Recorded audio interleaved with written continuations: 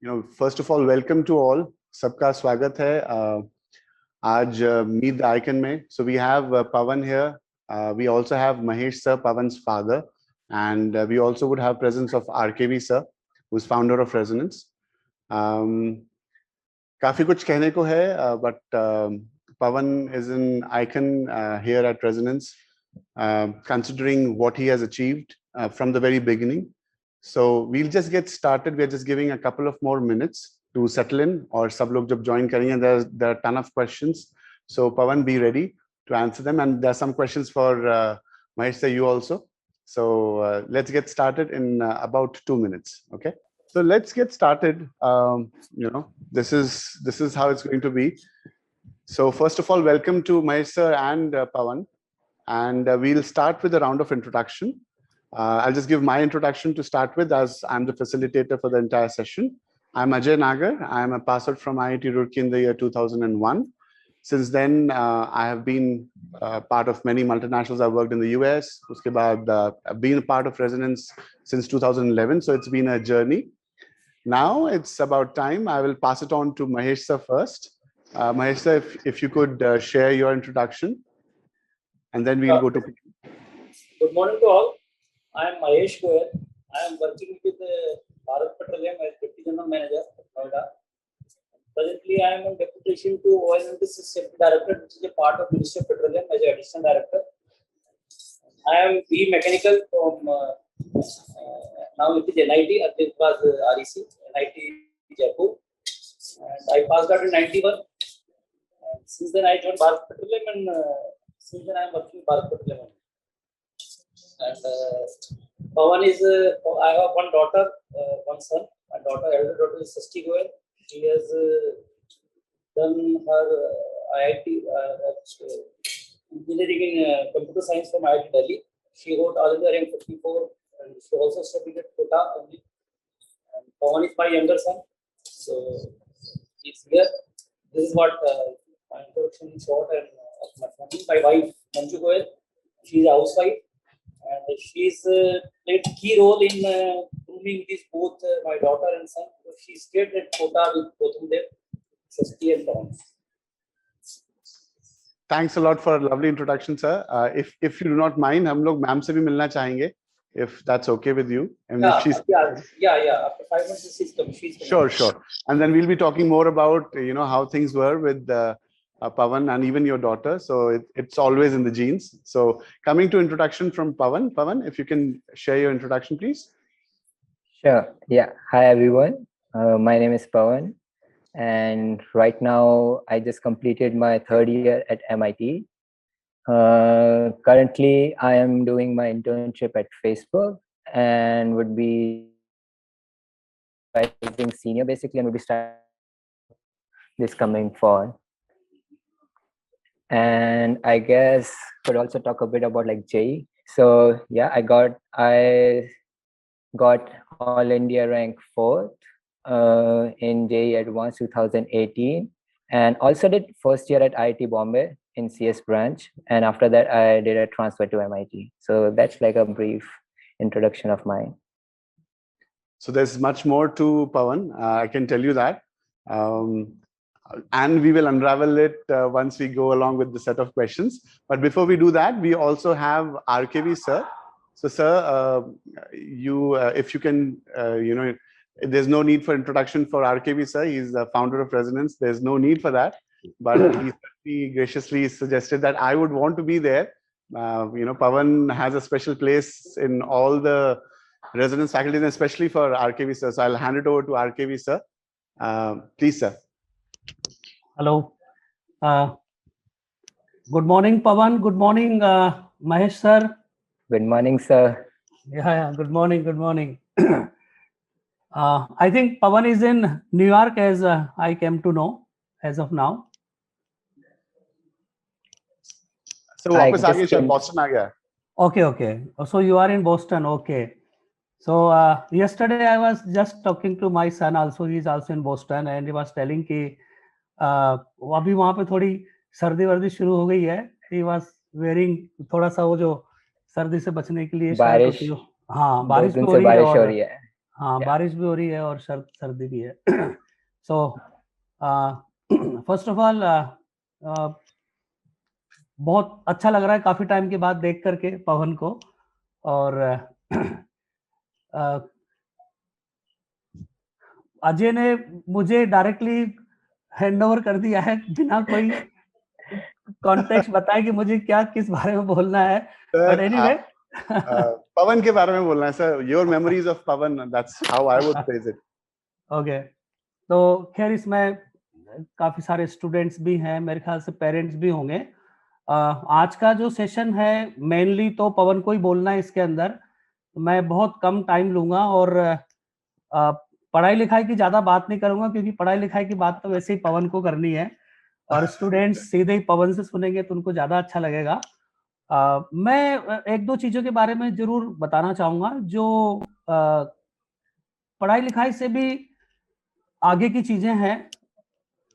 किसी बहुत अच्छी यूनिवर्सिटी में एडमिशन मिलने से भी आगे की चीजें हैं, क्योंकि लाइफ केवल पढ़ाई लिखाई और एडमिशन इन सब चीजों से ही रिलेटेड नहीं है। इनके साथ साथ अगर और भी क्वालिटीज व्यक्ति के पर्सनालिटी में जुड़ी होती हैं तो पूरे जीवन भर वो काम आती है। ऐसे ही कॉन्टेक्स्ट से मैं बात करूंगा। सबसे पहले तो मैं पवन को इसी बात की, और पवन के फादर भी साथ में जुड़े हुए हैं, तो इसी बात की एक बार फिर से बधाई देना चाहूंगा। हालांकि अपना एक फॉर्मल फेलिसिटेशन फंक्शन हो चुका है ना, लेकिन MIT में जाने के बाद पवन से ये वीडियो में पहली बार बात हो रही है। वैसे तो व्हाट्सएप वगैरह पे बात हो चुकी है। मैं एक बार फिर से बहुत बहुत बधाई देता हूं कि विश्व के सबसे नंबर 1 संस्थान जो टेक्नोलॉजी के मामले में जाना जाता है, उसमें एडमिशन मिलना, उसमें पढ़ाई करना, और ये अपने आप में एक बहुत बड़ी बात है अंडरग्रेड के लिए। तो मेरी बहुत बहुत बधाई और शुभकामनाएं कि वहां पर भी पवन उसी तरह से पढ़ाई लिखाई में और ओवरऑल पर्सनालिटी निखर करके आए और वहां की सारी सुविधाओं का इस्तेमाल कर पाए। इसके लिए best wishes. Thank you sir. Pavan के पेरेंट्स ने ये डिसाइड किया था कि भाई पवन को कोटा लेके चलते हैं और पवन को रेजोनेंस में पढ़ाते हैं। इस बात के लिए भी मैं पवन के पेरेंट्स को, पवन तो खैर उस समय बच्चा ही था, पवन ने तो क्या डिसीजन लिया होगा उस टाइम पे, लेकिन पवन के पेरेंट्स ने उस टाइम पे डिसीजन लिया कि बच्चे को, जब ये मेरे ख्याल से जितना मुझे याद आ रहा है पवन 8वीं क्लास से रेजोनेंस में पढ़ा है ना। तो इतनी छोटी एज में बच्चे को लेके आना, जबकि गोयल साहब खुद मेरे ख्याल से उस समय भी दिल्ली में जॉब करते थे, लेकिन चूंकि पवन की सिस्टर ऑलरेडी कोटा में बंसल क्लासेस में पढ़ी हुई थी और ऑलरेडी टॉप 100 में रैंक लाई हुई थी, तो गोयल साहब के लिए, पवन के लिए एक्सपेक्टेशन लेवल थोड़ा हाई सेट हो गया होगा उस चीज से। तो और पवन के लिए उस मापदंड में आना कि अगर फैमिली में कोई बच्चा पहले से ही बहुत अच्छा करके दिखा रखा हो, तो उसके बाद के जो बच्चे होते हैं उनके लिए एक टफ स्टैंडर्ड सेट हो जाता है और एक कॉन्फिडेंस भी सेट हो जाता है। Not only benchmark, not only standard, लेकिन एक कॉन्फिडेंस भी सेट हो जाता है और एक प्रोसीजर भी पता लग जाती है कि हाँ, इस मुकाम पे पहुंचने के लिए ये एक पाथ है। तो वो कहीं ना कहीं हेल्पफुल भी होता है और एक अच्छा टारगेट सेट करने से व्यक्ति के अंदर एक उस चीज को प्राप्त करने के लिए, उसको क्रॉस करने के लिए भी एक मन में उमंग जनरेट हो जाती है। तो सारी जो घटना चक्र है वो ऑटोमेटिकली इस तरह से बनता चला गया कि वो पवन को एक अच्छे टारगेट पे ले जाने के लिए मेरे ख्याल से हेल्पफुल रहा। तो सबसे पहले तो मैं इस बात के लिए भी धन्यवाद देना चाहूंगा कि 8वीं क्लास में ही पवन को हमारे साथ जोड़ा और हमें, हमारे सिस्टम को, हमारे संस्थान में कॉन्फिडेंस शो किया कि पवन के एस्पिरेशंस को और पवन के पेरेंट्स की जो एस्पिरेशंस थी, उन एस्पिरेशंस को पूरा करने में कहीं ना कहीं हम उसके लिए योग्य हैं।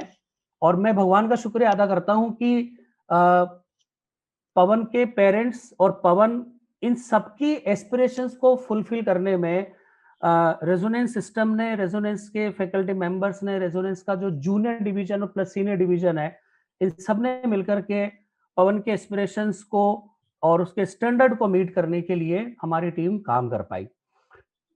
मैं जितने भी बच्चे सुन रहे हैं, पेरेंट्स सुन रहे हैं, 9th क्लास में ही जूनियर साइंस ओलंपियाड हो जाता है और बच्चों के लिए बहुत बड़े टारगेट्स तक पहुंचने से पहले जूनियर साइंस ओलंपियाड एक ऐसा एग्जाम है जो बच्चे की अंदर की जो काबिलियत है, जो उसके अंदर की पढ़ाई लिखाई की जो एबिलिटीज है, उन सारी चीजों को निकाल करके सामने लाता है। और मुझे बड़ी खुशी है इस बात को एक बार फिर से शेयर करने के लिए कि पवन और उसके साथ के 2 और बच्चे, एक साथ 3 बच्चे इंटरनेशनल लेवल पे जाके गोल्ड मेडल जीत करके आए 2015 में। और टोटल मिला के इंडिया को 6 गोल्ड मेडल मिले थे और उनमें से 3 गोल्ड मेडल मतलब हमारे खुद के बच्चे, मतलब हमारे संस्थान के पढ़े हुए बच्चे 3 गोल्ड मेडल जीत के आए। वो हमारे संस्थान के लिए, मेरे लिए पर्सनली और बच्चों के पेरेंट्स के लिए भी एक बहुत बड़ी एक तरह से बात थी, बहुत बड़ी खुशी की बात थी। इतनी बड़ी अचीवमेंट को सुन करके हम लोगों को, और ये मतलब हमारे लिए भी बेंचमार्क सेट हो रहे थे। इनफैक्ट मुझे उस समय की जो राजस्थान की सीएम थी, पवन को और इन तीनों बच्चों को मैं उनके पास में झालावाड़ लेके गया था और इन बच्चों को उन्होंने आशीर्वाद भी दिया था और इन बच्चों को अप्रिशिएट भी किया था। और मुझे उस समय के सीएम ने एक तरह से डांटा भी था, कह रहे तुम कैसे हो भाई, 6 में से 3 ही लेके आए हो, सारे गोल्ड मेडल अपने यहाँ के बच्चों के होने चाहिए थे, राजस्थान के बच्चों के। मैंने कहा हम ट्राई करेंगे आगे के लिए। But anyway that was a very big achievement. और उस अचीवमेंट, अब मैं काम की बात पे आता हूँ, अचीवमेंट अपनी जगह हैं, लेकिन वो अचीवमेंट आने की शुरुआत थी। उसके बाद में एनटीएससी, फिर उसके बाद फिजिक्स ओलंपियाड 11वीं में पवन ने क्लियर किया, सिल्वर मेडल जीता और 12वीं में गोल्ड मेडल, 12वीं और उसके कंटिन्यूएशन में जो एग्जाम चलते रहे उसमें गोल्ड मेडल जीता। जेई मेन में ऑल इंडिया रैंक मेरे ख्याल से 6 थी और एडवांस में 4, और वो 100% मार्क्स, मतलब जो हाईएस्ट मार्क्स होते हैं वो 6 बच्चों के थे, कॉमन बराबर परसेंटेज पे थे। लेकिन वो जो भी उनका क्राइटेरिया उसके हिसाब से पवन 6th रैंक पे आया और एडवांस में 4th रैंक पे। मतलब हमारे पूरे सिस्टम के अंदर रेजोनेंस में भी, और शायद पवन को भी और पवन के पेरेंट्स को भी इस बात का पूरा यकीन था कि पवन बहुत अच्छा करेगा, मतलब एटलीस्ट सिंगल डिजिट में रैंक लेके आएगा। सब लोगों को यकीन था, कॉन्फिडेंस था, और शायद पवन पे इस बात का प्रेशर भी रहा होगा उस टाइम पे कि यार ये सब लोग ये एक्सपेक्ट कर रहे हैं, तो प्रेशर में अच्छा भी करते हैं कई बार। जो इम्पोर्टेंट केवीपीवाई भी था बीच में, सभी एग्जाम में पवन ने मतलब अपना बेस्ट किया है और बहुत अच्छी रैंक्स लेकर के आया है और हमारे संस्थान का नाम बहुत रोशन किया है। अब जो काम की बात मैं बोलना चाहता हूं ये है कि ये सब एकेडमिक अचीवमेंट्स हैं, लेकिन इन एकेडमिक अचीवमेंट्स के साथ में व्यक्ति के अंदर जो एक एडिशनल क्वालिटीज होनी चाहिए, जो कई बार लोगों में बहुत टाइम के बाद आती है, बहुत टाइम के बाद आती है, और कुछ लोगों पे भगवान का विशेष आशीर्वाद होता है कि उनमें वो क्वालिटीज बड़ी जल्दी आ जाती हैं, दिखती हैं, और वो मतलब एक तरह से जीवन जीने का पार्ट हो जाती है। ये क्वालिटीज मैंने पवन के अंदर देखी है। पवन के पेरेंट्स तो एक मैच्योर हैं, तो उनके अंदर तो ये होनी ही चाहिए, होती हैं, लेकिन मैं ये भी कहना चाहूंगा कि कई पेरेंट्स के अंदर नहीं होती मैच्योरिटी भी। तो मैं बस ये बात शेयर करना चाहता हूं कि पवन को हर साल 9th के बाद से लेके 12th क्लास तक और उसके बाद भी आईआईटी बॉम्बे जाने के बाद भी हर साल बड़ी बड़ी सफलताएं मिली, लेकिन उन सारी सफलताओं को पवन ने और पेरेंट्स ने उसको डाइजेस्ट किया। ये एक बहुत बड़ी बात होती है किसी भी पेरेंट के लिए और बच्चों के लिए कि सफलताएं मिलने के बाद अगर हम सफलताओं को डाइजेस्ट करते हैं, सफलताएं मिलने के बाद भी अपने अंदर मॉडेस्टी रखते हैं, सफलताएं मिलने के बाद भी अपने अंदर हम्बलनेस रखते हैं, तो सफलताएं चेन रिएक्शन की तरह एक के बाद एक के बाद एक जीवन में सफलताएं मिलती रहती हैं। और सफलताएं नहीं, सफलताओं के साथ साथ जीवन में एक सुकून होता है, एक खुशी की बहुत बड़ी भावना होती है और एक सेटिस्फेक्शन होता है लाइफ के अंदर, जिसको बोलते हैं ना एकदम मन की शांति होती है। तो जब हम सफलताओं को डाइजेस्ट करते जाते हैं और सफलताएं मिलकर के और ज्यादा हम्बलनेस आती है, जैसे पेड़ होता है, पेड़ पे जब फल लगते हैं तो मतलब एक तरह से पेड़ की डालियां झुक जाती हैं, उस टाइप से मैंने पूरा इनका पूरी फैमिली का बिहेवियर देखा है, और वो देख करके मैं बहुत ही खुश महसूस करता हूँ कि चलो मतलब बच्चे के अंदर ना केवल पढ़ाई लिखाई की क्वालिटीज हैं, लेकिन पेरेंट्स ने बच्चे के अंदर ऐसे संस्कार डाले हैं कि वो बच्चा इन सब चीजों को डाइजेस्ट कर, और जैसे पेरेंट्स होते हैं वैसे बच्चों में भी गुण जाते ही है। तो वो जो सारे गुण हैं उनकी मैं विशेष रूप से तारीफ करूंगा, क्योंकि ये क्वालिटीज ऐसी हैं जो किसी भी इंस्टीट्यूशन के अंदर पढ़ाई नहीं जाती है, ये ऑब्जर्वेशन से सीखी जाती है और बाय नेचर भी होती है। तो इसके लिए मैं स्पेशल रूप से सब लोगों को, पूरी फैमिली को अप्रिशिएट करूंगा, पवन को भी अप्रिशिएट करूंगा। और हमारे साथ उस समय ऐसी घटना भी हुई कि जब ये तीनों बच्चों की आईआईटी के लिए पढ़ाई चालू हुई, तो उस टाइम पे यहाँ पे मैं एक बात बच्चों को कन्वे करना चाहूंगा कि तीनों बच्चों में से 2 बच्चों को किसी तरह से हमारे यहाँ से हटाया गया, दूसरे संस्थान में वो ले गए, लेकिन पवन के पेरेंट्स को उस समय भी पूरा कॉन्फिडेंस था कि नहीं, बच्चे को रेजोनेंस में पढ़वाना है और रेजोनेंस की टीम इस बच्चे की इस रिक्वायरमेंट्स को पूरा कर सकती है। तो उस विश्वास की वजह से और हमारे ऊपर भी उस चीज का बड़ा प्रेशर आया कि भाई इन्होंने हमारे ऊपर इतना विश्वास व्यक्त किया तो हमें और ज्यादा मेहनत करनी है, और सब लोगों ने बहुत अच्छी मेहनत की, और अल्टीमेट रिजल्ट ये आया कि तीनों बच्चों में से पवन की सबसे अच्छी रैंक आई। और हमें भी कहीं ना कहीं इस बात से संतुष्टि है कि जो विश्वास उस समय व्यक्त किया गया पूरे सिस्टम के ऊपर, हमारे ऊपर, तो उसको कहीं ना कहीं हम उसमें खरे उतरे। तो बच्चों को और पेरेंट्स को, इतने सारे बच्चे और पेरेंट्स यहाँ पे सुन रहे हैं, उन सभी को मैं अपनी तरफ से यही मैसेज देना चाहूंगा कि सफलताएं असफलताएं जीवन का पार्ट है। सफलताएं मिलती रहती हैं तो उनको भी पचाना सीखें, और अगर असफलताएं मिलती है, पवन के केस में कोई असफलता कहीं थी नहीं, लेकिन मैं फिर भी सारे बच्चों को कहना चाहूंगा कि अगर असफलता भी जीवन में मिलती है तो असफलताओं को भी पचाना सीखें, सफलताओं को भी पचाना सीखें, उनको डाइजेस्ट करें। सफलताएं मिलती हैं तो उस सफलताओं में भी अगर कहीं कोई कमी रह गई है तो उसका भी एनालिसिस होना चाहिए, और असफलताओं में कमी रह गई तो उसका भी एनालिसिस होना चाहिए, किस तरह से हम आगे बढ़े इसके लिए। और एक प्रॉपर गाइड, एक बार जब हमने किसी को अपना गुरु बना लिया है, एक बार किसी को अपन ने अपना गाइड बना लिया है, तो उसमें कंप्लीट फेथ रखें, बिना चाहे किसी भी तरह के बीच में कंफ्यूजन्स हो, किसी भी तरह के डाउट्स हो, लेकिन एक बार उनके साथ अपना ट्रस्ट शो करने के बाद उन पे पूरा ट्रस्ट रखते हुए आगे तक की पढ़ाई करें। पढ़ाई के दौरान मैं पवन के घर भी कई बार गया और पवन को देखता था कि पढ़ाई लिखाई में थोड़ी बहुत भी अगर कमी रहती थी, नंबर वगैरह में थोड़ा बहुत ऊपर नीचे होता था, तो पवन को बड़ी चिंता होती थी उस चीज के लिए। वो जाहिर है हर बच्चे के लिए ही होती है, लेकिन पवन थोड़ा सा एक्सपेक्टेशन ज्यादा थी, एस्पिरेशन ज्यादा थी, तो पवन ज्यादा सेंसिटिव था उस मामले में। पवन के पेरेंट्स भी पढ़ाई लिखाई के दौरान काफी अवेयर रहते थे, हर चीज के बारे में पूछताछ करते थे। और ये बात भी मैं पेरेंट्स को कहना चाहूंगा, जो भी पेरेंट्स यहाँ पे सुन रहे हैं, कि पेरेंट्स का काम केवल इतना सा नहीं कि बच्चे को पढ़ाई लिखाई के लिए किसी संस्थान के हवाले करके फिर उसको छोड़ दिया है। हालांकि संस्थान की पूरी जिम्मेदारी है, लेकिन फिर भी एज ए पेरेंट अपना अधिकार भी है और अपना कर्तव्य भी है कि बीच बीच में भी अगर हम मॉनिटर कर सकते हैं, क्योंकि पवन के फादर खुद इंजीनियर हैं, मेरे ख्याल से इंजीनियरिंग बैकग्राउंड से आते हैं सर, राइट? हाँ, तो वो खुद भी इंजीनियर है, तो वो इस बात को समझते हैं, इसलिए वो मॉनिटरिंग अच्छी तरह से कर पाए। लेकिन कोई भी पेरेंट है, वो भले चाहे इस इतनी ये एबिलिटी रखते हैं नहीं रखते हैं, कोई इंजीनियरिंग बैकग्राउंड से है, लेकिन पढ़ाई लिखाई के जनरल फंडामेंटल्स हैं, और उन फंडामेंटल्स के बेसिस पे मॉनिटरिंग चलती रहनी चाहिए। उससे क्या है, बच्चे को भी एक थोड़ा सा, मैं ये नहीं कहूंगा बहुत प्रेशर बना के रखना चाहिए, लेकिन थोड़ा सा एक प्रेशर रहता है।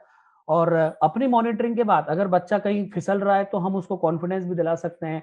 ये सारी चीजें हैं।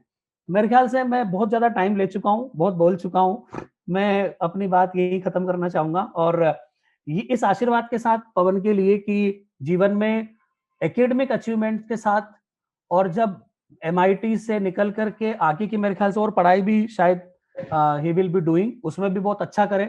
और पढ़ाई लिखाई के बाद में जब जीवन की रेस में आगे चले, क्योंकि पवन ऑलरेडी इतने बड़े इंस्टीट्यूट से पढ़ाई करके बाहर निकल रहा है, तो एक तरह से जब जीवन की रेस में ही विल बी पार्टिसिपेटिंग, तो he will be already at a very good level. But still जो चैलेंजेस हैं, जो जीवन की कॉम्प्लेक्सिटीज हैं, वो हर व्यक्ति के लिए होती है, हर जगह आती है।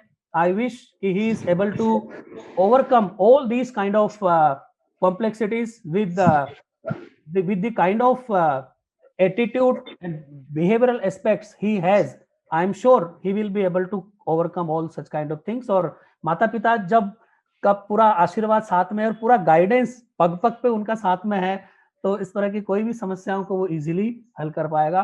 बाकी सारे बच्चे जितने भी इसमें बैठे हुए हैं, सुन रहे हैं, उन सभी बच्चों को भी मेरी तरफ से बहुत बहुत आशीर्वाद कि वो पढ़ाई लिखाई के साथ साथ अपने आप को पूरी तरह से और जो अन्य प्रकार की क्वालिटीज हैं उनको उनकी तरफ भी ध्यान दें, मॉडेस्ट रहें, विनम्र रहें, अपने अंदर हम्बलनेस रखें, कोई भी चीज को असफलता सफलता सभी चीज को एक कूल वे में, एक नॉर्मल वे में उसको लें और जीवन में आगे बढ़े। Thank you very much. Thank you Ajay. Thank you RKV sir, thank you for thank you. बहुत बहुत शुक्रिया सर आपका। एंड आई बिलीव पवन को बहुत प्राउड महसूस हो रहा होगा सब कुछ सुन के। So let's start with the questions and पहला क्वेश्चन एक्चुअली महेश सर आपके लिए है। सर पहला question is how was Pawan, like कुछ हाउ वाज ही बचपन से? एक्चुअली बचपन से इसका स्कूलिंग जो है बहुत हमारी ट्रांसफरेबल जॉब थी, अलग अलग जगह पे हुई। सबसे पहला एडमिशन इसका अजमेर में हुआ, नर्सरी में या केजी में होता है। उसके बाद जयपुर आए, जयपुर के बाद हम बठिंडा गए, बठिंडा के बाद रायपुर गए, और रायपुर से ये कोटा आया। उस समय 7th में था, के बाद में 1 साल का जो स्कूल था उसमें पढ़ा, 8 से रेजिडेंस में पढ़ा। तो बचपन से ये पढ़ने में तो एवरेज था। मैं अभी, आपने वर्मा जी ने इतनी बातें कही है, मैं अब एक ऐसा डिस्क्लोज करूंगा, आपको आश्चर्य, इसका स्कूल में एडमिशन कराने में हमको सबसे ज्यादा तकलीफ हुई हर स्कूल के अंदर। हमें चाहे इसको नर्सरी में एडमिशन कराना तो इसकी बहुत तकलीफ हुई हमको, जयपुर में इसका एडमिशन कराना हुआ तो हमें बहुत तकलीफ हुई, पटना में एडमिशन इसका बहुत मुश्किल से हुआ। तो पढ़ने में ये एवरेज था। लेकिन एक चीज और कहूंगा, इसकी जो हमें बाद में रियलाइज हुई कि इसके टीचर्स बहुत तारीफ करते थे। इवन मैं जब बठिंडा, मतलब रायपुर से हमारा इसको, इसकी बहन को, सिस्टर को और इनको कोटा लेकर के जब आ रहे थे, तो 6th क्लास में था वहां पे। तो जब हमने डिसाइड किया कि इसको कोटा लेके जा रहे हैं, तो वो डीपीएस में पढ़ता था रायपुर में। तो वहाँ के प्रिंसिपल ने जो उसके बाद जब इसका आईआईटी में सिलेक्शन हुआ, तब भी मेरी उनसे बात हुई, और जब इसकी डॉटर का, इसकी सिस्टर का हो गया, तब भी मेरी उससे बात हुई, वो बहुत खुश हुए। जो उनकी प्रिंसिपल थी, उनकी जो वाइफ थी, वो इसकी क्लास टीचर थी। तो उन्होंने कहा कि आप इसकी बहन को लेके जा रहे हैं, आप कोटा ले जाइए, इसको तो यहीं छोड़ जाइए रायपुर। तो मैंने कहा ये रायपुर कैसे रहेगी, इसकी मम्मी रायपुर कोटा जा रही है, इसकी बहन वहां जा रही है, मैं अकेले रहूंगा तो मैं इसको कैसे संभालूंगा।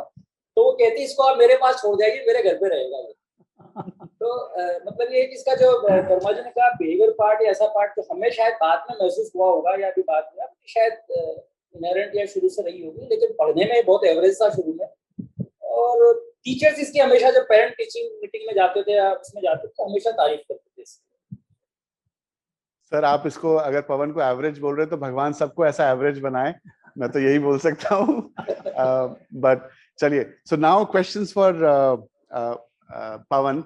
Pavan, we have a lot of questions, and we also have our group. जिसमें I always suggest that if anybody wants to ask the question, they raise their hands, and I just randomly unmute them, and they can ask the questions directly, and that's a very nice opportunity. But we'll start with a question here that has already been sent to us via email. The question is from Vanshika. Please elaborate what is the procedure to apply for MIT, and do average students have a chance at MIT? Pavan. Sure. So I can start with like the procedure to apply in general to any US university, and then like can discuss the prospects in general. So US universities को apply करने के लिए मेरा थोड़ा non-orthodox way था, which was taking a transfer after my first year. अगर अपने chances सबसे ज़्यादा maximize करने, so the most common way is to apply just after 12th, or like while you are in 12th, so that you start right from the first year.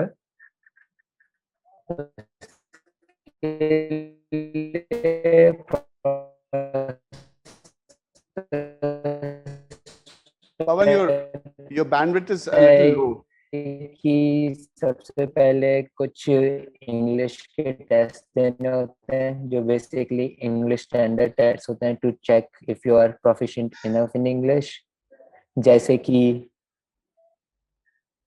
could you hear me now? Could you hear me? नहीं. You have a low Yes. bandwidth if you can hear But us. people hear me. Pawan, Let me bandwidth try cut- changing. Yeah.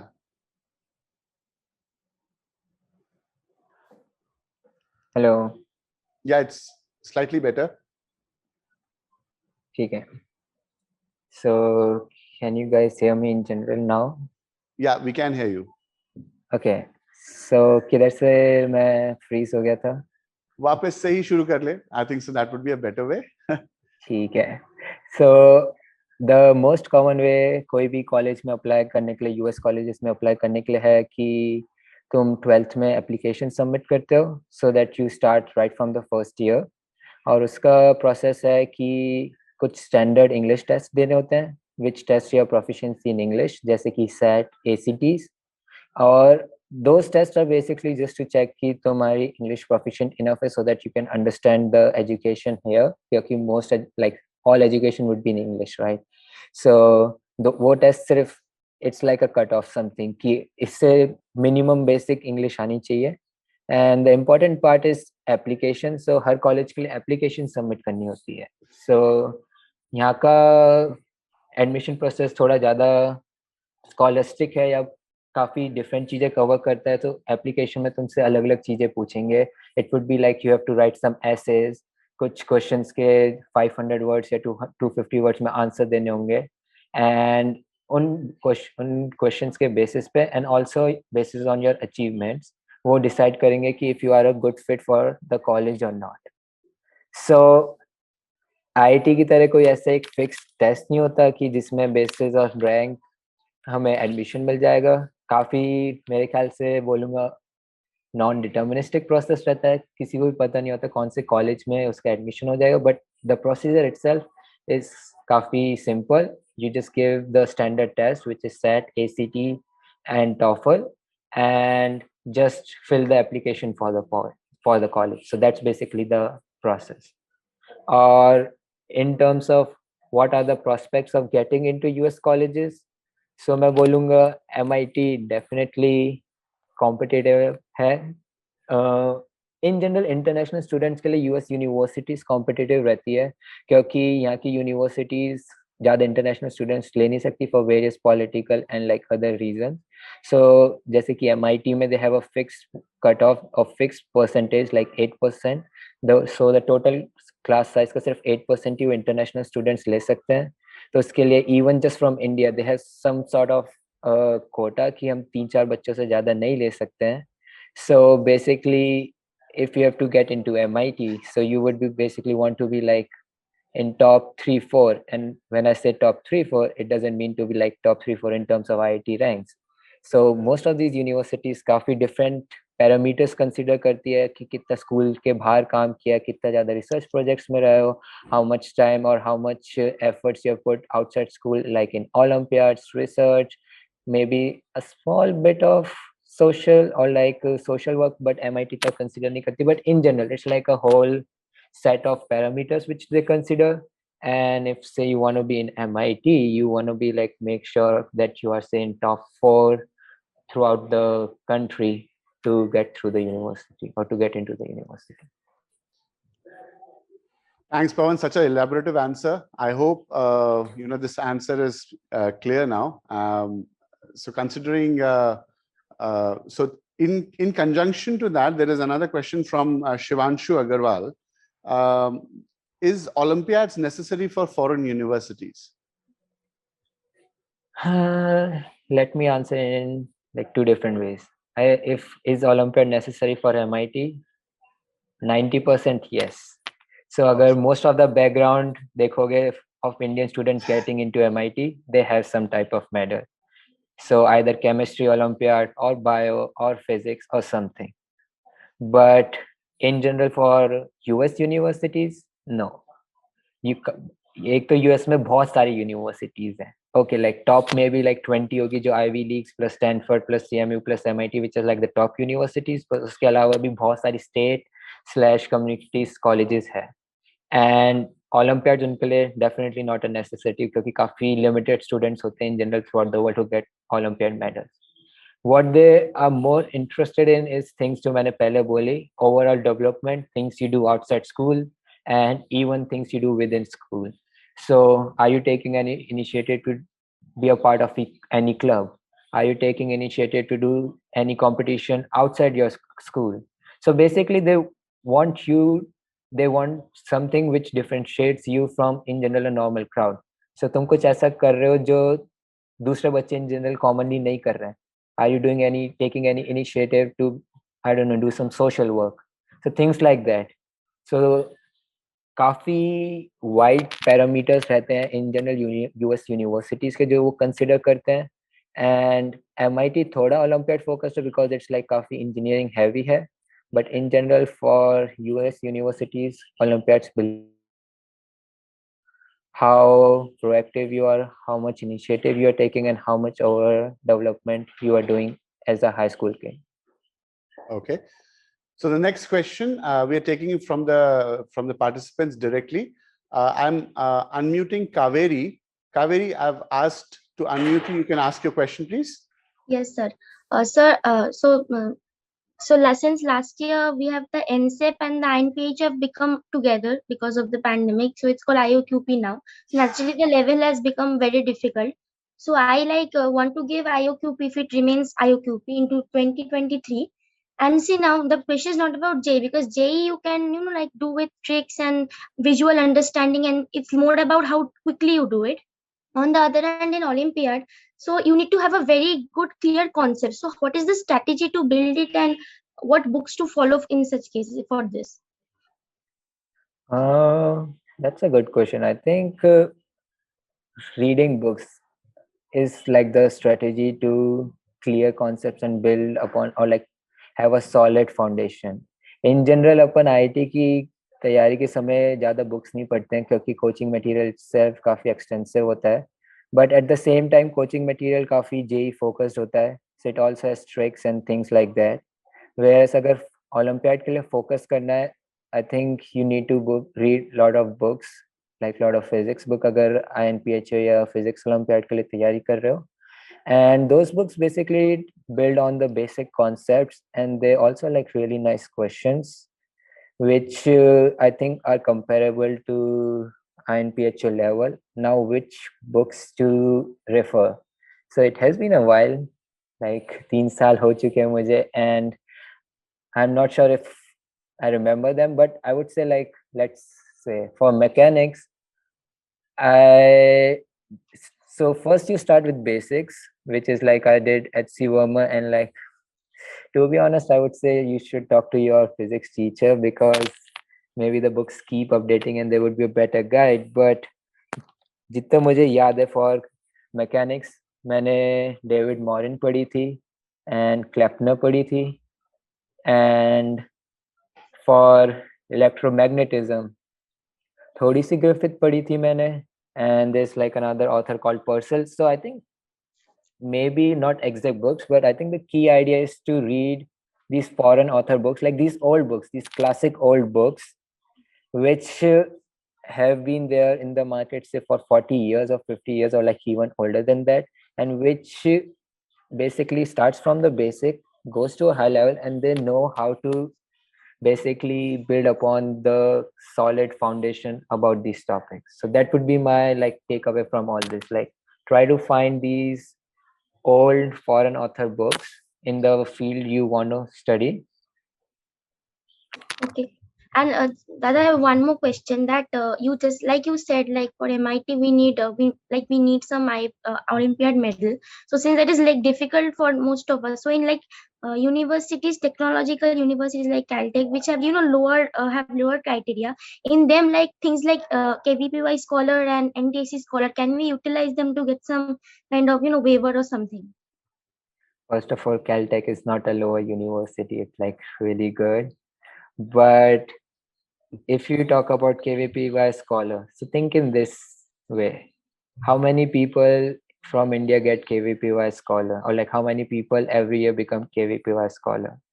So if they just consider that as a criteria, say for Caltech, which is like very competitive, and if they just want to say select 3 or 4 students from India, so would KVPY scholar be the sufficient factor? It would be an important factor. It definitely tells you like you are great, but would it be sufficient? No, because how would they differentiate? Like, say, I don't know how many KVPY scholars are there every year, but like, how would they pick 4 out of those just on the basis of KVPY scholar? So that's why like Olympiad becomes one of the factors, and then other factors are like research. A lot of people in their high school do some sort of research or say open projects, which is not that common, and which sets them apart from the rest of the population. Something like that, which is like unique, represents that you have done some, did some initiative, have been creative. Things like that would help you to get into like at least these top colleges, which are like very selective, which just say take 3 or 4 Indian students from I don't know how many application. Like, yeah, India is huge, right? So yeah. Thanks, Kaveri. We'll move to someone else now. I'm asking to unmute Sahil Yadav. Sahil, you can ask your question. NSCJS के लिए भैया आपने कौन सी book prefer की थी? NSCJS. Yes. That's like 7 years ago. So let's say, so NSCJS, correct me if I'm wrong, is the first stage, right? Yes, yes. तो first stage के लिए तो मैंने मेरे ख्याल से रेजोनेंस का मटेरियली ज्यादा फोकस किया था, पर मेरे ख्याल से पिछले 7 सालों में कंपटीशन बहुत ज्यादा चेंज हो गया है, क्योंकि मैंने अपने कजन्स को देखा था जिन्होंने शायद लाइक 4 साल बाद दिया था मेरे से, and they were doing like 11th and 12th NCERT. तो आई थिंक मेरे बुक्स काफी आउटडेटेड या मेरे रिसोर्सेज काफी आउटडेटेड होंगे, given ki how much competition have changed and how even like the format of the exam has changed in 7 years. So I think your teachers would be the best resource for that. And Yeah. MIT की भैया fees कितनी और scholarship कैसे मिलती है उसमें? MIT is finance, it's basically need based. So what it means is ki MIT तुम्हें scholarship not on a basis of तुम्हारी achievement देता है, because MIT में सभी जो आते हैं काफी ज्यादा overachievers, just sort of like have achieved various things in different fields of their life.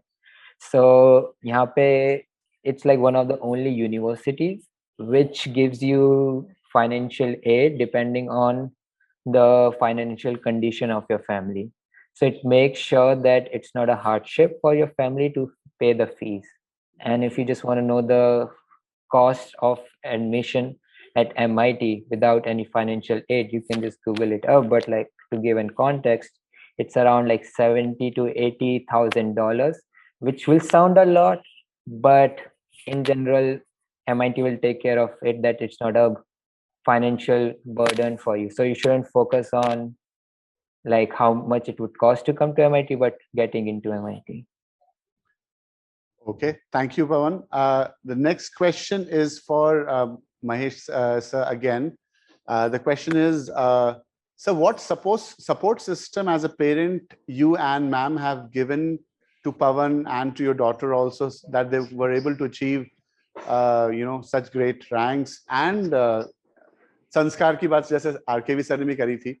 So what is the support system? What is the environment that you would emphasize, and possibly the parents हमें सुन रहे हैं, they would be understanding what needs to be done from their end?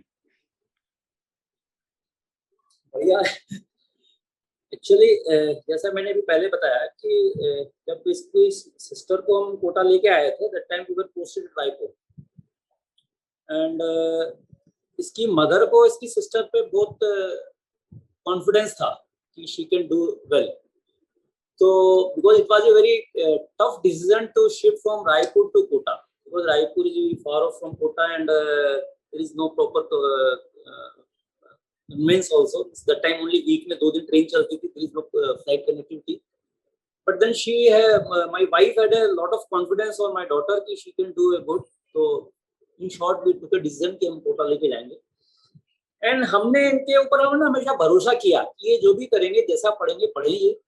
कभी इनके ऊपर हमने कोई pressure नहीं डाला कि आपको कैसा परफॉर्म करना है। शुरू में डॉटर के लिए तो हम इतना ही एक्सपेक्ट करके लेके आए थे कि बस उसका IIT में एडमिशन हो जाए, जो भी रैंक आएगी। वी नेवर थॉट कि शी विल गॉट 54 रैंक और पवन गॉट रैंक 4। ये तो कि बस किसी तरह से, जैसे हम तो NIT से पढ़े हुए थे तो उसका IIT में एडमिशन हो जाए, that will be a better achievement what we have done in our life. तो हमने केवल 2-3 चीजें ही देखी कि भाई एक तो उनका पढ़ाई का माहौल रहे। इसकी मम्मी ने उस समय बहुत सेक्रीफाइस किया कि जैसे क्या होता है ना, बहुत जब बच्चा पढ़ता है तो बहुत सारे सोशल फंक्शंस होते हैं कि कहीं शादियां हो रही हैं, कहीं पार्टियां हो रही है, तो इसकी मम्मी ने एक डिसिप्लिन बनाया था कि उस दौरान जब ये बच्चे वहां पढ़े हैं तो नॉर्मली ये किसी भी सोशल फंक्शन में नहीं गई है। मतलब टू कीप अ डिसिप्लिन कि भाई बच्चे का एक रूटीन है पढ़ाई का, तो बच्चे की पढ़ाई किसी तरह से डिस्टर्ब नहीं होनी चाहिए। तो उनका जो भी पढ़ाई का डिसिप्लिन या शेड्यूल उनके टीचर्स के साथ वो लोग डिसाइड करते थे, वो शेड्यूल उनका मेंटेन रहे, उनके पढ़ाई में कोई बाधा ना आए। और उनके खाने पीने पे भी विशेष ध्यान रखती थी उनकी मम्मी कि भाई चूंकि जिसको कहते हैं ना कि अच्छा खाना अच्छा शरीर बनाया, अगर अच्छा ब्रेन बना करके रखेगा तो प्रॉपर उनकी जो एक डाइट हो वो होनी चाहिए। और सुबह 10-15 मिनट का उनको, इनकी इच्छा नहीं होती थी लेकिन 10-15 मिनट का उनका एक्सरसाइज, व्यायाम प्राणायाम वगैरह भी उनको जबरदस्ती करवाती थी कि भाई आप इतनी दिन की लंबी सिटिंग रहती है तुम्हारी कोचिंग में भी या घर में भी, तुम 10-10 15-15 घंटे सिटिंग रहती है, तो बॉडी फिट रखने के लिए तो मेंटली फिट रहे, फिजिकली फिट रहे, इतना उनके ऊपर पूरी तरीके से हम ध्यान रखते थे। बाकी पढ़ाई के ऊपर हमने कभी भी इंटरफेयर नहीं किया। बच्चे और उनके टीचर्स और उनके कोचिंग जो आपस में मिलकर डिसाइड करते थे, तय करते थे, वो ही अपने आप करते थे। जरूर कभी कभी जैसे अगर बच्चा हो सकता है कि कोचिंग में नहीं बोल पाता होगा, हमको अगर शेयर करता था कि ये प्रॉब्लम आ रही, तो भी हम कुछ समय वेट करते थे कि नहीं कोई बात नहीं, थोड़ी दिन में ठीक हो जाएगी। बट फिर भी अगर कंटिन्यूसली हमको दोनों में से कोई बच्चा बोलता था नहीं अभी ये प्रॉब्लम रिजोल्व नहीं, तो हम जरूर अपनी बात को कोचिंग में या वर्मा साहब के पास आकर के एक बार अपनी बात को रखते थे कि भाई पवन को ये दिक्कत महसूस हो रही है। तो फिर हम उनके ऊपर छोड़ते थे, जो भी डिसीजन उनको लेना है वो लोग उसके बारे में डिसीजन लेते थे। हम ये मानते कि जब बच्चा अगर पढ़ रहा है तो सबका ऑब्जेक्टिव है कि चाहे कोचिंग इंस्टीट्यूट है, कोचिंग के मालिक हैं, टीचर्स हैं, पेरेंट्स हैं, सबकी एक्सपेक्टेशन होती है और उसको जितना अच्छे से अच्छा फैसिलिटेट कर सकते हैं, तो सब लोग उस चीज को पॉजिटिव लेकर के चलते हैं, उसको एनवायरनमेंट देते हैं उस तरह का करने के लिए। Great sir, thanks a lot. आपने जिस तरह से बताया कि डिसिप्लिन कितना इंपॉर्टेंट है, खासकर आज के टाइम में where the pandemic is going on, still at least in India things are not that great. And एक चीज और ऐड करूंगा, जी जैसे सर। टीवी देखना बच्चों के अंदर होता है। जैसे अभी हमने दोनों बच्चों के पास उसमें स्मार्टफोन नहीं था, इनका फोन कोई भी आएगा तो इनकी मम्मी अटेंड करती थी, जरूरत होता तो फिर उनकी बात करवाती थी, otherwise that becomes a disturbance की कोई भी बार बार किसी का भी फोन आ रहा है। तो इनका नॉर्मल फोन था जिससे कि बस कॉलिंग कर सकते हैं या मम्मी से कॉन्टेक्ट कर सकते हैं। और टीवी देखने का भी इनका टाइम सेट था कि वो एक आधा घंटे का टाइम था, उस समय ही देख, मतलब थोड़ा पढ़ते पढ़ते भी आदमी कंटिन्यूसली, जिसको कहते हैं ना बैटरी की भी रिचार्जिंग होनी चाहिए, तो एक अपने आप को एंटरटेनमेंट के लिए जो इनको अच्छा लगता था, आधा घंटे का जो भी देखना है वो एक आधा घंटे का या 1 घंटे का जो भी इनका टाइम था उस समय देखते थे। ये नहीं कि दिन में कभी भी अपना टीवी देख रहे हैं कुछ भी कर रहे थे, ये पूरा एक सिस्टम डिसिप्लिन तरीके से इनका पूरा ये चलता था। मनाही किसी चीज की नहीं थी, अगर इनको मोबाइल जब यूज करना है तो अपना मम्मी से मोबाइल लेकर के यूज करें, टीवी देखना है तो जो मैंने बताया कि इंटरटेनमेंट के लिए टीवी देखने का वैसा करते थे, इस तरह का हम इनका सिस्टम फॉलो करते थे। Thank you. बहुत सही sir, I think so very nicely articulated कि what needs to be done by the parents, क्योंकि आज के टाइम में अब तो स्क्रीन टाइम बहुत ज्यादा है बच्चों का, but then we always suggest कि बुक्स पढ़िए एंड जो मटेरियल मिलता है रेजोनेंस की तरफ से वो पहले सॉल्व करिए, and we always suggest this, खासकर ऐसे टाइम में तो चीजें ऐसी ही हैं। So coming back to Pawan, a question is what you kept in mind every time which pushed you to remain focused on your goal in those situations? This is a question by Vishal Mishra. That's a tough question. हाँ, मैं ये चीज हर बार कहता हूँ, it's like it's very hard that someone else from externally keeps you motivated or keeps you pushing to do something. मेरे ख्याल से for me it was always like internal motivation and internal satisfaction to do good or to do what I like. ये future में भी in general काफी रहेगा कि सारी motivation to do something should come from inside बाहर के लोग can just provide you resources to achieve your goal or can direct you to your aim, but at the end of the day the motivation or जो question था कि keep you motivated should come from inside. Definitely teachers from time to time keeps you motivated. मेरे सारे teachers मुझे हमेशा like कहानियाँ सुनाते थे, and ये नहीं कहूँगा कि ऐसे कभी 2 साल में कभी मैं low feel नहीं किया, but for that I had my parents which were like a great support and my teachers. So अगर कभी भी low feel करता था तो those were like the first contact, I guess, or first person of contact I would go to. But other than that, to keep myself motivated, I think जो पापा ने पहले कहा, it's like a long race. तो अपन को खुद को एक बहुत जल्दी wear out नहीं करना है. जैसे कि मैं खुद टीवी भी देखता था रोज आधा घंटा, मैं रोज एक्सरसाइज भी करता था. It's just like recharging yourself for the long race. अपन को 2 साल लगातार पढ़ाई करनी है. तो इनफैक्ट मैं संडेज को मूवीज भी देखता था 3 घंटे की, बट सारी चीजें मैं काफी टाइम में या काफी कंसाइज वे में करता था कि जैसे कभी भी टीवी नहीं देख रहा क्योंकि वो एक डिस्ट्रैक्शन है. मेरा फिक्स था कि मैं 8:30 से 9 रात को टीवी देख रहा हूँ, तो उससे मैं अपने बाकी टाइम वेस्ट नहीं करता था. मैं अपने बाकी टाइम, मुझे पता मैं पढ़ाई कर रहा हूँ, so I would just study. But at the same time, after studying for 3 to 4 hours, I would just take a like half an hour, say TV break or food break or something like that to recharge myself. And I guess ये काफी important हो जाता है अभी के समय when अपन पूरे समय लैपटॉप्स के सामने रहते हैं, घर में बंद है, बाहर जाने को कुछ नहीं है, लॉकडाउन है, तो ये काफी आसान हो सकता है कि अपन थक जाए. So for that, I guess I would just say study in intervals of 3 to 4 hours and take half an hour break after every one sitting. और मैं क्यों कह रहा हूँ कि 3 से 4 घंटे लगातार पढ़ो, क्योंकि IIT का एग्जाम 3 घंटे का होता है. अब हमारे अंदर in general one of the things which many students miss is कि अपन 3 घंटे अपना 100% नहीं दे पाते हैं. अपन स्टार्ट करते हैं हाई एनर्जी के साथ, पर 1.5 घंटे के बाद हम थक जाते हैं और लास्ट के 1 घंटे या 1.5 घंटे हम ज़्यादा कुछ कर नहीं पाते क्योंकि हमारे अंदर कभी हमने प्रैक्टिस ही नहीं की होती 3 घंटे लगातार पढ़ने की. सो उसके लिए मैं इंश्योर किया था कि मैं 3 घंटे या 4 घंटे लगातार पढ़ता हूँ, फ्रॉम नो डिस्ट्रैक्शन, कोई फ़ोन नहीं, कुछ नहीं, लगातार अपना पी सेट्स कर रहा हूँ. एक पी सेट हो गया, दूसरा पी सेट कर रहा हूँ, पर 3-4 घंटे लगातार पढ़ रहा हूँ. पर उस 3-4 घंटे के बाद आधा घंटे या 1 घंटे का ब्रेक ले रहा हूँ and then repeat the cycle. So उससे इंश्योर रहता था कि मैं मोटिवेटेड हूँ, मैं खुद को वेयर आउट नहीं कर रहा हूँ, थक नहीं रहा हूँ, मैं अपने ब्रेन को इनफ रेस्ट दे रहा हूँ. But at the same time मैं अपने आप को ट्रेन कर रहा था 3-4 घंटे लगातार पढ़ने की, लगातार एग्जाम देने की, लगातार अपना 100% देने की. सो JEE Advanced is like a lot about how much you know, but also how you give that test. And that's where like many students fail. So अपन पढ़ाई कर रहे हैं वो एक जगह, teachers would help you, but at the same time we also have to train ourselves to have a right temperament to give this long 6-hour exam.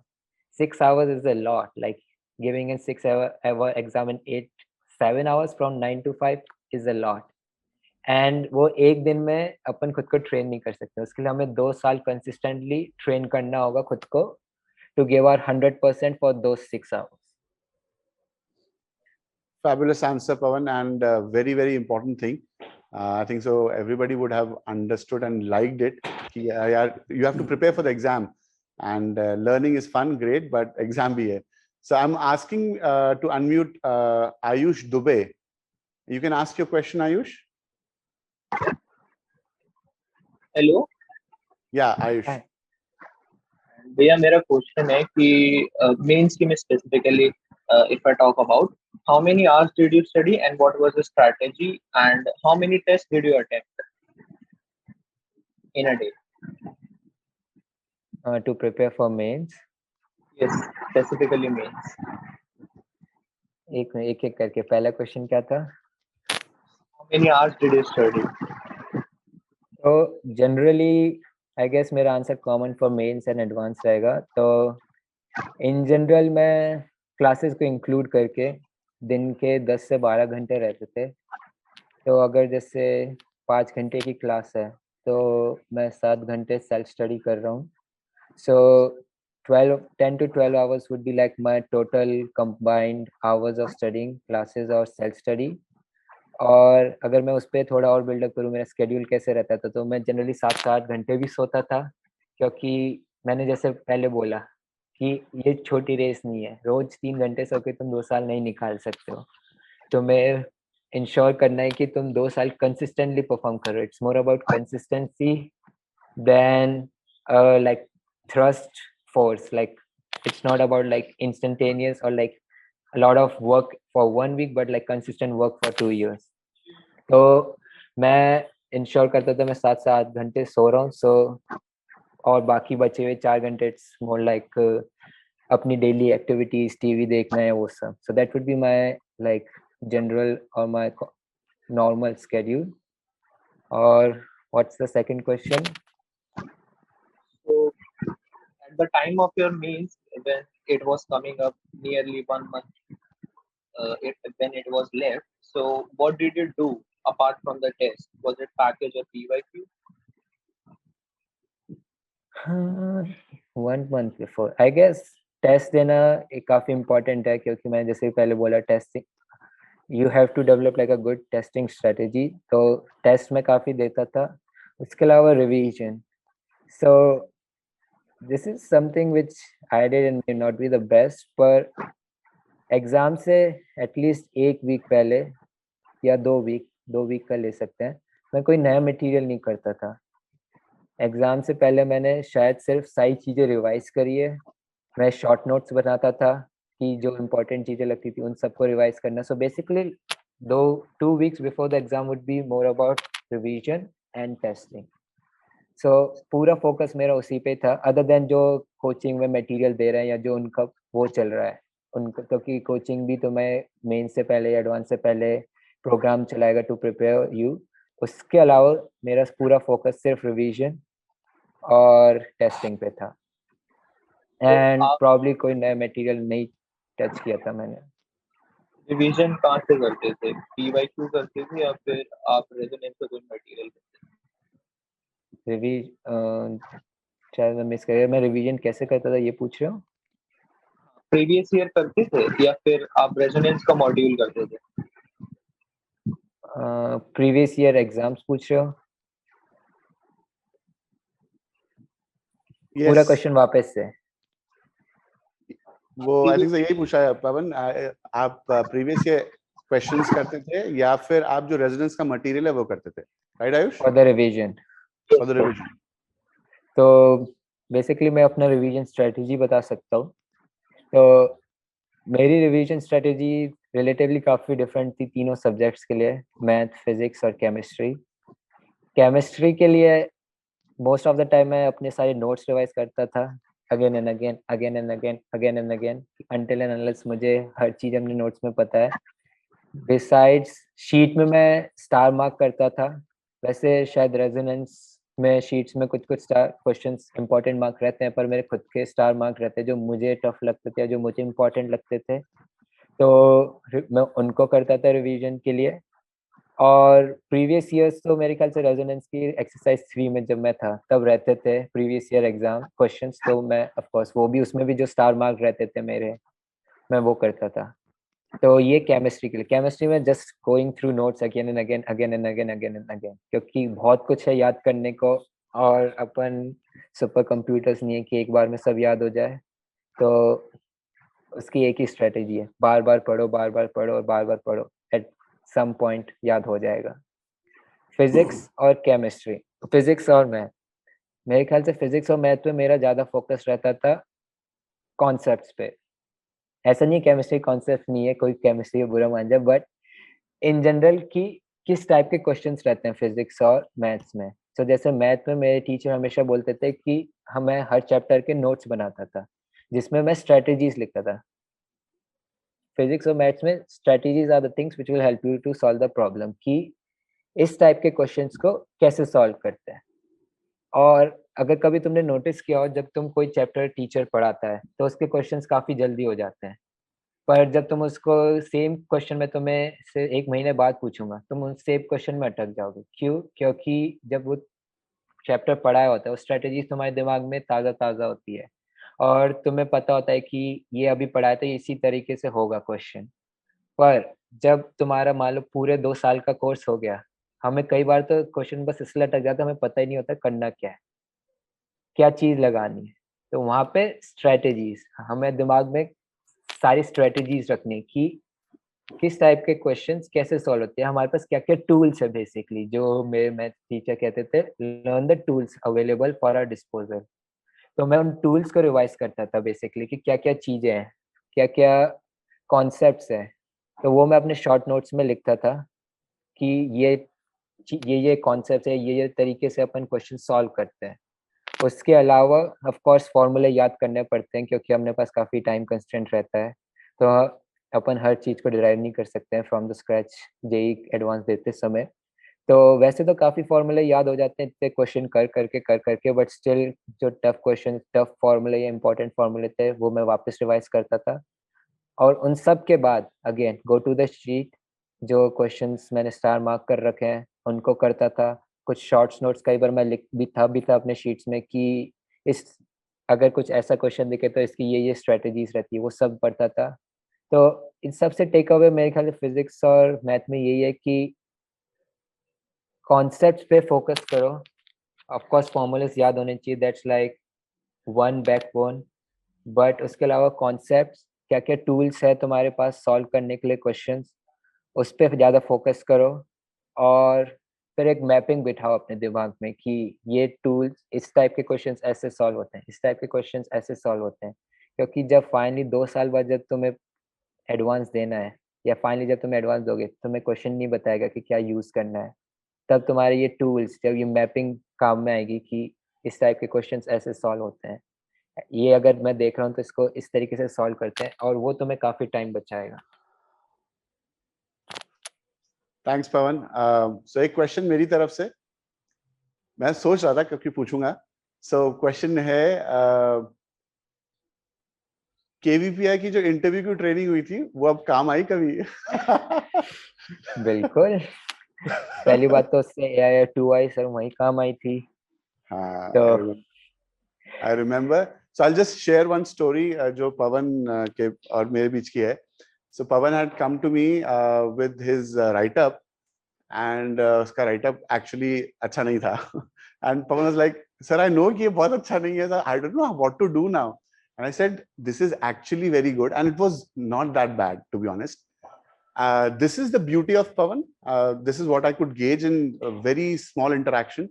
मैंने उसको simply जो चीजें बताई कि पवन इसको ये सही नहीं करता, इसको ऐसे करना है, इसको।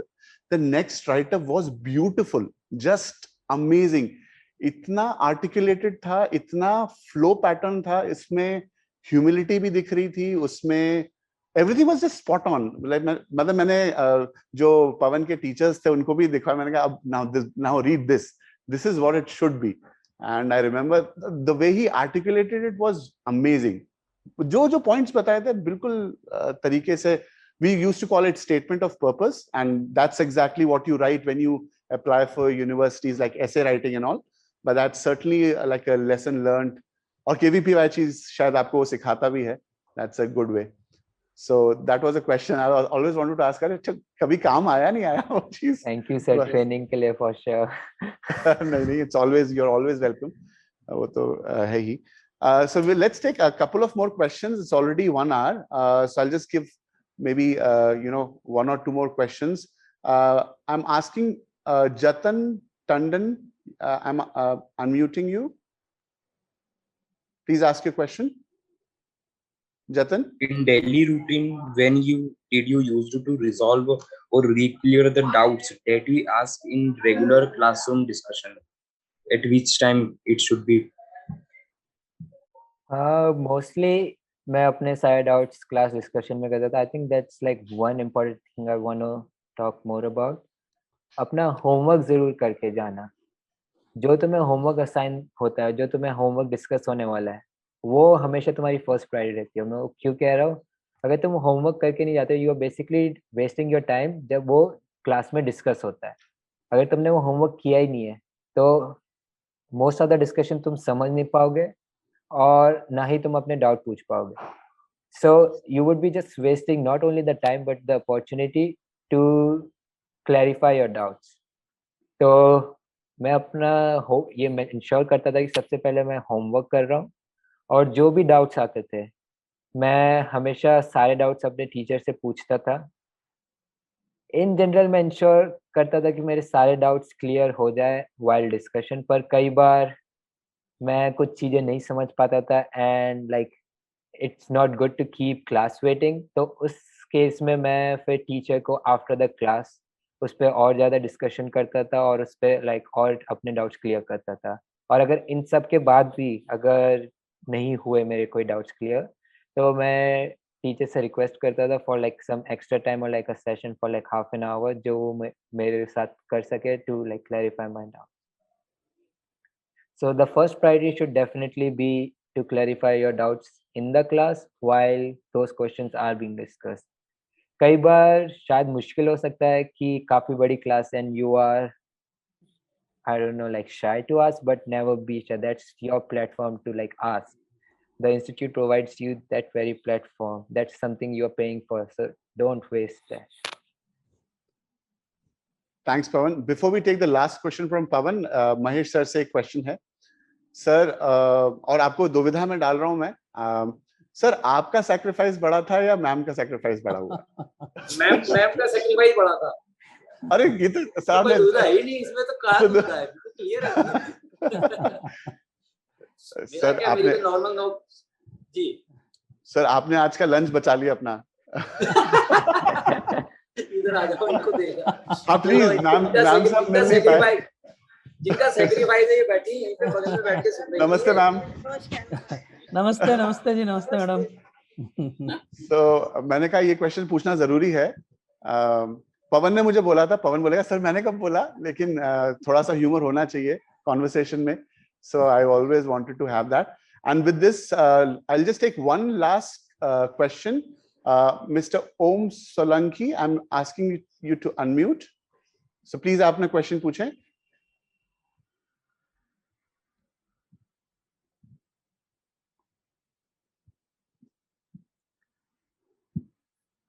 Mr. Om Solanki, okay, you're not there.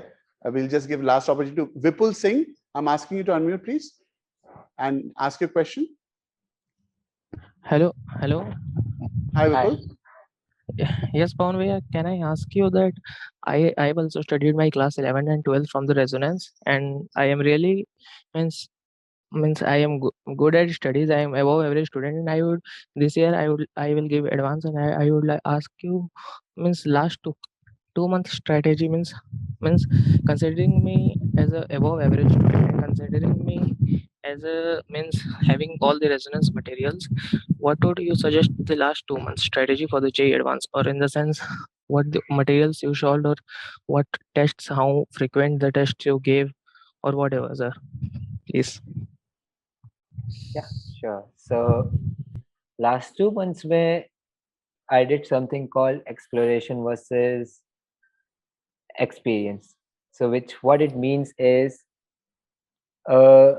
most of the focus मेरा रहता था past के revision करना, which is like experience जो तुमने पहले से gain किया है, and exploration is नया material करना. So over the last 2 months मैं most of the time definitely revise करना चीजें, test देना, but at the same time मैं थोड़ा सा not much but थोड़ा सा नया material भी करता था, क्योंकि over the 2 years revise करके same questions almost मुझे काफी अच्छी तरह याद हो गए थे, not in the sense कि आंसर्स याद हो गए थे, but like same concepts in general याद हो गए थे. तो लास्ट के 2 महीने में ऑफ कोर्स टेस्टिंग स्ट्रेटेजी पे काफी फोकस करना. सो मुझे याद है मैं जेईई एडवांस से 2 वीक पहले रोज एटलीस्ट 3 घंटे का टेस्ट देता ही था. That was minimum, but like 6 घंटे भी हो जाता था कई बार. सो टेस्टिंग पे काफ़ी हैवी फोकस, रिवीजन पे काफ़ी हैवी फोकस, स्पेशली केमिस्ट्री में, क्योंकि मुझे काफ़ी टाइम लगा था इन जनरल केमिस्ट्री में चीज़ें याद करने के लिए। एंड थोड़ा सा नया मटेरियल करना, जो क्वेश्चंस तुमने पहले कभी नहीं देखे। कोचिंग वैसे तुम्हें इन जनरल देगा वो मटेरियल करने के लिए, बस उसके अलावा भी मैंने रैंडमली कोई भी कोचिंग का से मटेरियल खोल लिया और उसके क्वेश्चन करने लग गया जो पसंद आ रहा है मुझे। ये क्वेश्चन पढ़ने में अच्छा लग रहा है, ठीक है, व्हाई नॉट ट्राई, क्योंकि तुम्हारे पास ऑफकोर्स टाइम नहीं होगा कि कोई से दूसरे कोचिंग का पूरा मटेरियल कर सको, वो काफ़ी ज़्यादा काम है। सो उसके लिए मैं बस रैंडमली शीट खोली कोई दूसरे कोचिंग की, या कोई भी बुक जो मैंने पहले नहीं करी है, उसमें से रैंडमली क्वेश्चन पिक किए से 10 और वो अटेम्प्ट करने की कोशिश करी। अगर मैं कर पा रहा हूँ दैट मीन्स कि मैं उस टॉपिक में रिलेटिवली कॉन्फिडेंट हूँ and I can go to the next topic. Otherwise अगर मुझे लगता है कि मैं 10 क्वेश्चन पिक किया उसमें मैं अभी भी अटक हूँ, इसका मतलब मेरे बेसिक कॉन्सेप्ट क्लियर नहीं है। तो उसके लिए again go to the class note, जो टीचर ने पढ़ाया उसको वापस से रिवाइज करो, शीट्स के क्वेश्चन करो, शीट्स में देखो कि पहले exercise 2 could be like a good way to solidify your concept, और उसके अलावा फिर पास्ट ईयर्स के प्रॉब्लम्स दे सकते हो जो एडवांस ने उस टॉपिक से पूछे, so that would be then like a way to go to like again like get used to और get yourself used to the chapter, अगर तुम्हें अभी भी लग रहा है कि तुम confident. So that would be like my strategy for like last 2 months. Does that help? He's on mute right now, but yeah, I'm pretty sure this certainly helped. This sounds pretty elaborate. So thanks, Pawan. Let me start with Maisa and ma'am. Aapko kuch, last few words you want to share with the audience? Anything that you want to say?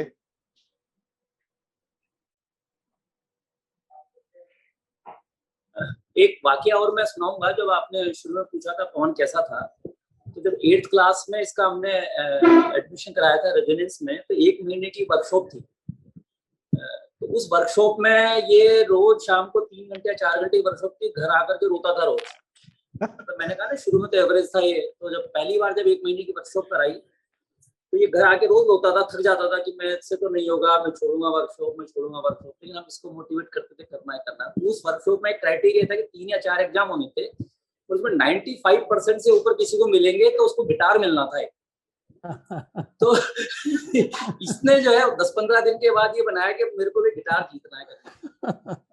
और फिर इसमें जो भी 3 मुझे ध्यान नहीं है 3 थे या 4 थे जो भी एग्जाम थे, उसमें शायद 4 में से 3 में 95% से ऊपर मार्क्स लेकर के आने थे। एंड उस पूरे बैच में शायद आपने 6-7 क्लास 6, 7, 8 सबके लिए वो कंडक्ट किया था एग्जाम, और इसमें ये अकेला बच्चा था जिसको गिटार मिला था। तो that was the turning point जो हमको पवन वो गिटार कहाँ है अभी? कुछ उसका यूज किया नहीं किया? रखा है गिटार अभी भी। नहीं, पर वो रखने के लिए नहीं, अब तो बजाने के लिए है। You should learn to play it now.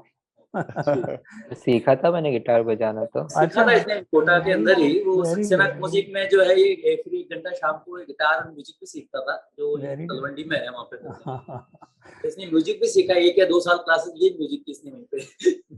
Ma'am हम आपसे भी कुछ सुनना चाहेंगे, कुछ प्लीज कुछ तो बताइए।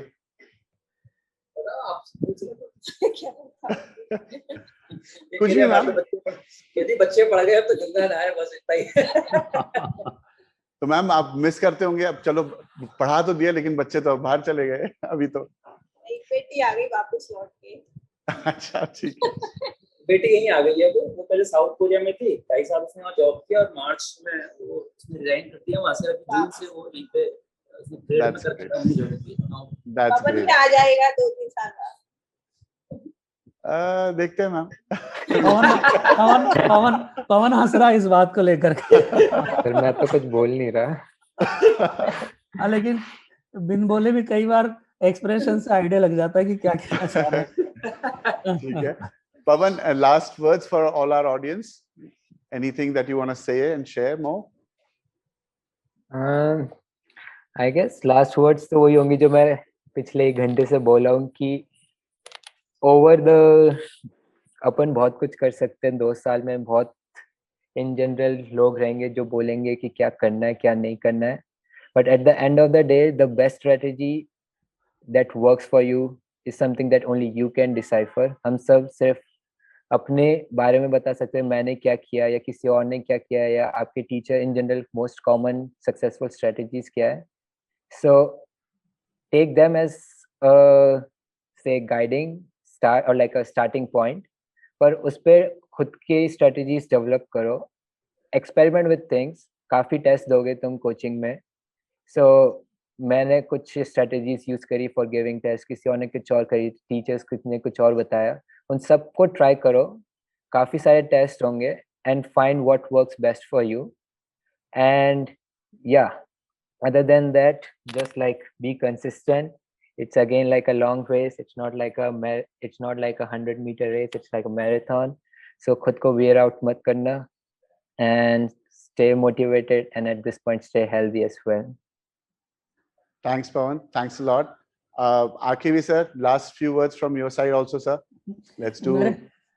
The session is dedicated to Pavan and Pavan's parents. हो जो भी पवन ने पेरेंट्स ने बोला है उसको सीखें. और मैं तो हमेशा मतलब हालांकि मैं फिजिक्स का टीचर हूं, लेकिन मैं हमेशा अभी इतने सालों से पढ़ाते पढ़ाते 26 साल हो गए, 27वां साल लग गया है पढ़ाते हुए, और इतने लाखों बच्चे पढ़ के जीवन में कई अच्छे अच्छे मुकाम पे पहुंचे हैं. लेकिन इन सारी चीजों को के बाद में जो मुख्य धारा में बात आती है सीखने की, वो है कि आईआईटी की प्रिपरेशन हो या किसी भी कॉम्पिटिटिव एग्जाम की प्रिपरेशन हो, इस प्रिपरेशन के दौरान हम कुछ पर्टिकुलर सब्जेक्ट्स को सीखते हैं. पर मेरा नजरिया अब इतने सारी पढ़ाई कराने के बाद में ये है कि इन सब्जेक्ट को सीखने के माध्यम से हम अपने अंदर चुनौतियों को झेलना सीखते हैं, हम कॉम्प्लेक्स चीजों को सोल्व करना सीखते हैं. हम केवल इतना सा नहीं सोचे कि मैं उस पर्टिकुलर सब्जेक्ट को सीख रहा हूं. उस सब्जेक्ट को लर्न करने के माध्यम से हम अपने आप को जीवन में आने वाली चुनौतियों के लिए बिल्ड कर रहे हैं. अगर उस पर्सपेक्टिव से हम चीजों को लर्न करेंगे तो हम जीवन में हर पार्ट में सफल रहेंगे. क्योंकि एक सब्जेक्ट सीखना एक बहुत छोटा सा पार्ट है लाइफ का, बहुत छोटा सा पार्ट है, लेकिन उसके माध्यम से हम बहुत बड़ी बड़ी चीजें सीखते हैं.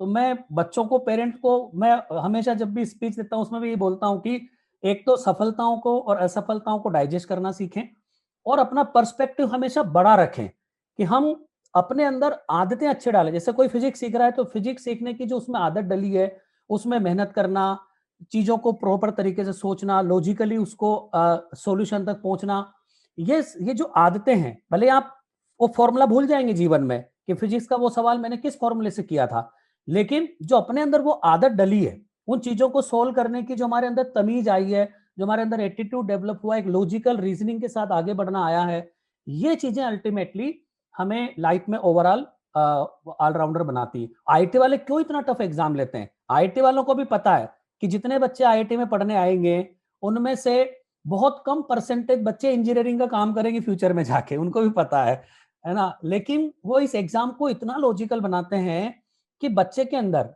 फिजिक्स, केमिस्ट्री, मैथ्स के माध्यम से लॉजिकल सोचना, अनफोर्सिंग चीजों में कि भाई कोई अचानक से कोई अजीब सी चीज एग्जाम में आ गई तो कैसे उसको टैकल करना, तो ये उसको लाइफ के लिए प्रिपेयर करना ही है इन सब एग्जाम्स का.